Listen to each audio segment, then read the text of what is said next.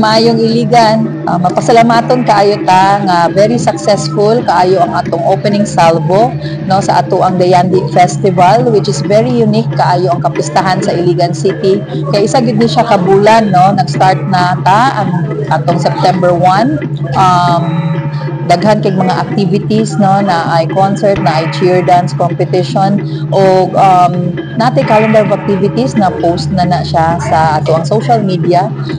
Naa dito daghan na lain-lain nga mga organizers. That's why we are also very thankful sa mga organizers no. Tanan nag-participate sa mga activities, kay kung dili pud tungod sa inyo, dili pud inani kabibo ang ato ang selebrasyon.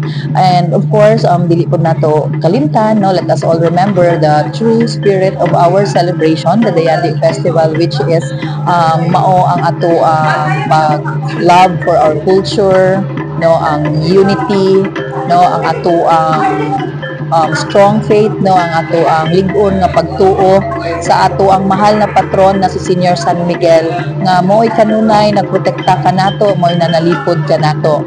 So among gi-invite ang ato ang mga neighboring cities o gikan sa mga laing lugar na mobisita sa Iligan City, mo-witness sa ato ang Dayandi Festival.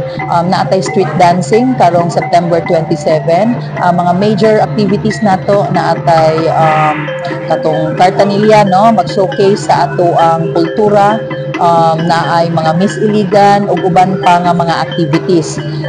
At the same time no, karon di ay September 20 mao nang pagpakanaog sa atong mahal na patron si Senior San Miguel. Aside from sa atong procession mismo sa September 29, which is mo gid na ang adlaw sa ato ang fiesta.